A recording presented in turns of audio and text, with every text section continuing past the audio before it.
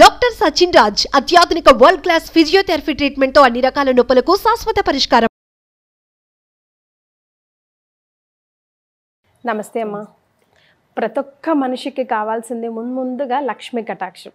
So Lakshmi కటాక్షం కలగాలంటే ఏం చేయాలి, ఏ మంత్రాన్ని జపించాలి అని అడిగే ప్రేక్షకులకి మీరు చెప్పే సమాధానం. లక్ష్మి, ఆ లక్ష్మి అన్న పదానికే మన జీవితం మొత్తం ముడిపడి ఉంది. ఎందుకంటే ఆవిడ ఫస్టే చెప్తారు చూడండి, ప్రకృతి నమః అంటే ఏంటి అంటే ప్రకృతి మొత్తం లక్ష్మీదేవి యొక్క స్వరూపమే. అందుకని మన జీవితం మొత్తం లక్ష్మితోనే ముడిపడి ఉంటుంది. అది లేకపోతే అసలు మన లైఫే హ్యాపీగా ఉండదు.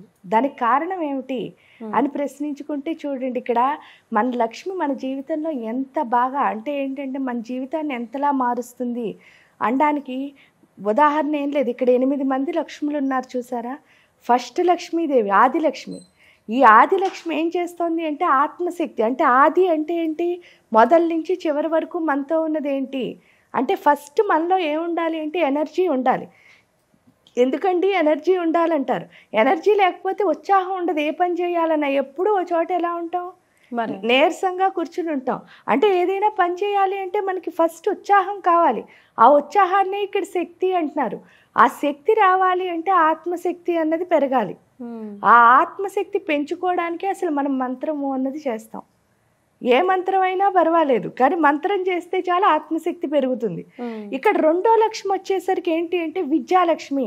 ఎవరిలో అయితే ఉత్సాహం ఉంటుందో వాళ్ళే నాలెడ్జ్ని గెయిన్ చేయగలరు, లేకపోతే నాలెడ్జ్ అన్నది రాదు. ఎప్పుడు నాలెడ్జ్ రాదో మీరు ఏం చేస్తారు అంటే ఏమి అంటే నాలెడ్జ్ లేకపోతే ఏం చేస్తాం మరి. వాళ్ళే ఏం చేస్తారంటే చాలా ఎక్కువ మాట్లాడుతూ ఉంటారు. అంటే అనవసరంగా మాట్లాడేసి వాళ్ళు ఎంత గొప్ప వాళ్ళు ఇవన్నీ చెప్తూ ఉంటారు. కానీ అసలు విషయానికి వచ్చేసరికి ఆ విషయం యొక్క లోపల మూలం ఏమి ఉండదు. సో ఇక్కడికి వచ్చేసరికి ఈ శక్తి ఉన్న వాళ్ళకే జ్ఞానం వస్తుంది. ఎందుకు, శివాశక్తి ఎప్పుడు కలిసే ఉంటారు కాబట్టి అక్కడ చూస్తే మీరు. తర్వాత మూడో లక్ష్మి అంటే వాళ్ళు ఎంత బాగా పెట్టారో చూడండి. లక్ష్మి కటాక్షం రావాలంటే వరుసగా తెచ్చుకోవాలి మనం. మూడో లక్ష్మి వచ్చేసరికి ఎవరు అంటే గజలక్ష్మి. గజలక్ష్మి అంటే అర్థం ఏమిటి, గజము అంటే ఏనుగు. ఏనుగుకి ఏంటి చూడండి, ఏనుగుకి ఇంకో పేరు కూడా ఉంది, మదపుట ఏనుగు అని పిలుస్తారు. అంటే దానికి చాలా ఎక్కువ అహంకారం ఎక్కువ. మదము అంటే అహంకారము. ఆ అహంకారం ఎప్పుడైతే మన లోపల ఉంటుందో ప్రతి దాని నుంచి ఏం చేస్తున్నాం, విడిగా ఉంటాం, అంటే విడిపోయి ఉంటాం. ఇప్పుడు ఈ గజలక్ష్మి వచ్చి ఏం చేస్తుంది, అహంకారాన్ని కాస్త మదించేస్తుంది, అంటే తొక్కేస్తుంది. తొక్కడం ద్వారా అర్థమయ్యేది ఏంటి అంటే మళ్ళీ అందరితో కలిసి ఉంటాం. ఎందుకంటే మూడో లక్ష్మి అందరితో కలుపుతుంది అనమాట.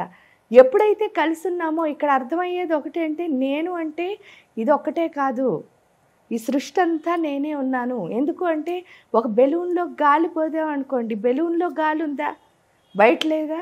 ఎస్. అలాగే నా లోపల ఒక్కచోటే ప్రాణం లేదు, ఆ లోపల కూడా ఉంది. మన ఇద్దరి లోపలే లేదు, మధ్యలో కూడా ఉంది. అంటే ఈ సృష్టి అంతా ప్రాణశక్తి ఉంది. అంటే మీరు నేను ఏంటి ఒక్కటే. అప్పుడు ఈగో పడ్డానికి ఏం లేదు ఇక్కడ. అది అక్కడ అర్థమవుతుంది గజలక్ష్మి ద్వారా. ఎప్పుడైతే అందరూ ఒక్కటే అని అర్థమైందో ఇంకెవరితోనూ మనకి పోటీలు లేవు, ఏమీ లేవు, హ్యాపీగా ముందుకు వెళ్తాం. ముందుకు వెళ్ళేసరికి నాలుగో లక్ష్మి పేరు ధైర్యలక్ష్మి. భయం అన్నది అసలు ఎందుకు వస్తుంది మనకి, మనం అందరం అమ్మ కడుపులోంచి వచ్చాం కదా.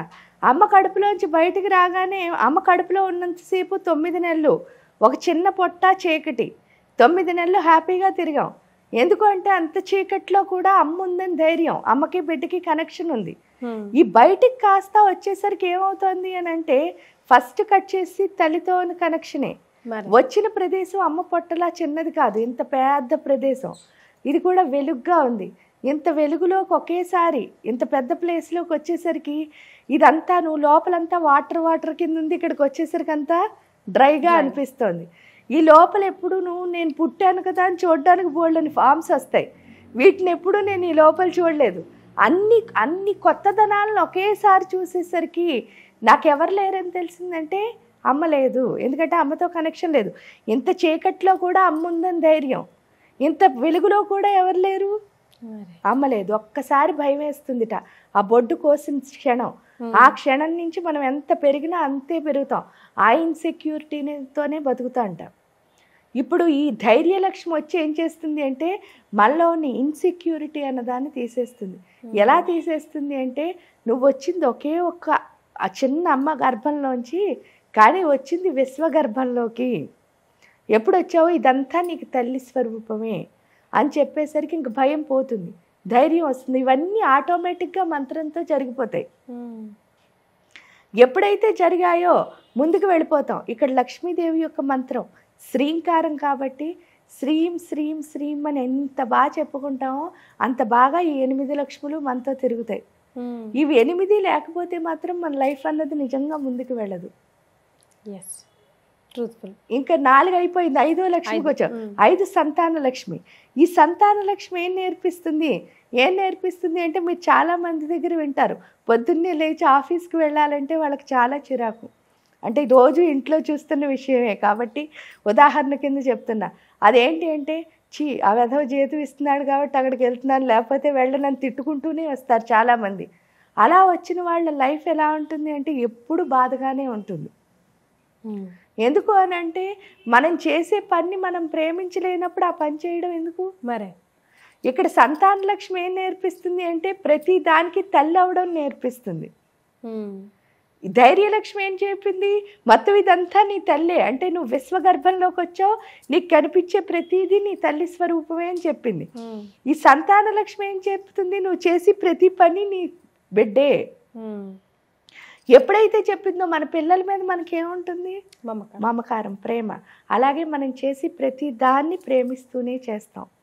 ఎంత ఇష్టంగా చేస్తామో అంత బాగా ఏమొస్తుంది అన్నదే నెక్స్ట్ లక్ష్మి, విజయలక్ష్మి. అంటే విజయం వచ్చేస్తుంది. ఏంటంటే మీరు ఇష్టంగా కనుక మీరు చేస్తున్న పని చేస్తే మీ లైఫ్లో ఎప్పుడు ఏముంటుంది? సక్సెస్. ఆ సక్సెస్ అన్నది ఎప్పుడైతే వచ్చిందో లైఫ్లో వెంటనే వెళ్ళేది ఏంటి అంటే ధాన్యలక్ష్మి. ఇక్కడ ధాన్యలక్ష్మి అంటే చూడండి, రైతు యొక్క పని ఏంటిట అంటే ఎప్పుడు రైతు ఏం చేస్తూ ఉంటాడు? ఆయన పండిస్తాడు. ఆ పండించిన పంటను ఎప్పుడు ఆయన కోసమని ఉంచుకోట, అంతా మనకే పంచుతూ ఉంటాడు. అంటే మనకు వచ్చిన విజయాన్ని మనం ఏం చేయాలి? పంచుతూ ఉండాలి. ఇక్కడ విజయం పంచడం అంటే ఏంటి అంటే మనం ఎప్పుడైనా ఒక పనిలో సక్సెస్ అయ్యాము అంటే ఆ పనిలో చాలా మెళకువలు మనకి తెలుస్తాయి. అంటే అది ఎంత ఈజీగా చేయొచ్చు అంటే వేరే వాళ్ళు కష్టపడుతున్నప్పుడు దాన్ని ఎంత ఈజీగా చేయొచ్చో మనకు తెలిసిపోతుంది. అంటే అందరూ గంటలో చేస్తున్నారు అనుకోండి, దాన్ని 10 మినిట్స్లో ఎంత బాగా పూర్తి చేయొచ్చో మనకు తెలుస్తుంది. అప్పుడు ఎప్పుడైతే మనకు అది అర్థమైందో అంటే సక్సెస్లోంచి వచ్చేది అనుభవం. ఆ అనుభవాన్ని ఎప్పుడు మనం ఏం చేయాలి అంటే స్ప్రెడ్ చేయాలి. అది ఎలా చేయగలము అంటే కమ్యూనికేషన్ ద్వారా. అంటే మన నాలెడ్జ్ని ఎలా స్ప్రెడ్ చేయగలం?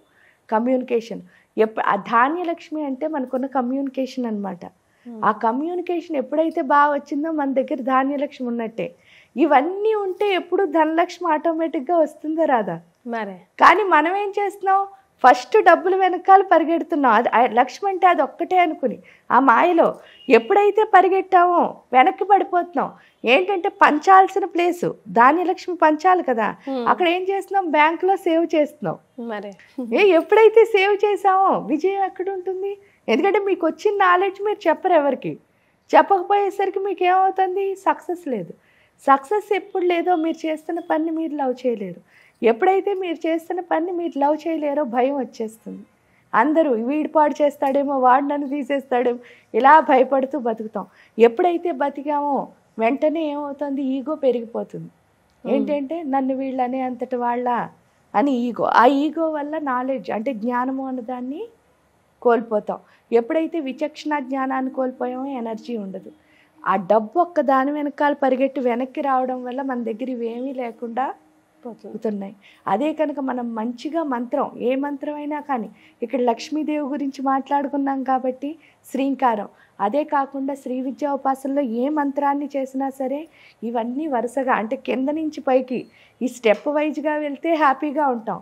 అదే పైనుంచి కిందకు వస్తే అశాంతి. అంటే మనకి ప్రశాంతం కావాలా, అశాంతి కావాలా? ఎందుకంటే లక్ష్మి అన్నది మనకి ప్రశాంతతని ఇస్తుంది. అందుకే మీరు ఎప్పుడైనా చూడండి, ఎవరైనా ఒక స్త్రీ కనుక ముందు వచ్చిన వెంటనే వాళ్ళలో లక్ష్మీ కళ ఉందండి. ఆ లక్ష్మీ కళ అన్నదానికి అర్థం ఏంటంటే లైఫ్లో ఎవరు సక్సెస్ అయినా సరే వాళ్ళ ముఖంలో కళ. దాన్ని లక్ష్మీ కళ అనడానికి కారణం ఏంటి అంటే మనలో ఉన్న ప్రశాంతతే మన కళ. మరి ఎప్పుడైతే వెనక్కి వస్తున్నామో అశాంతి ఎప్పుడు మనని ఇబ్బంది పెడుతుంది, మన మొహం ఎప్పుడు పీక్కుపోయినట్టు డల్గానే ఉంటుంది. కాబట్టి ఆ లక్ష్మి ఉంటేనే మనకి హ్యాపీనెస్. దానికి ఏంటి అంటే శ్రీంకారం జపించడం ఒక పద్ధతి అయితే, హాయిగా శ్రీ విద్య ఉపాసనలో అన్ని దేవతలు వస్తారు కాబట్టి అది చేయడం ద్వారా కూడా ముందుకు వెళ్ళొచ్చు. అంతేకాకుండా ఏ మంత్రం జపించినా సరే ఇలా కింద నుంచి పైకి వెళ్ళడమే మనకి మంత్రం అన్నది నేర్పిస్తుంది. రైట్. చాలా రొటీన్కి భిన్నమైన సమాధానం చెప్పారమ్మా. లేకపోతే జనరల్గా అలవాటైన మనసులు మావి, ఈ రెమెడీ ఫాలో చేయండి, ఇది చేయండి, ఈ మంత్రం చెప్పించండి, ఎన్నిసార్లు చేయండి, అయితే అన్నీ అయిపోతాయని. But each and every Lakshmi గురించి ఎలాబొరేట్గా చెప్తూ ఎక్స్ప్లెయిన్ చేశారు. ధన్యవాదాలు.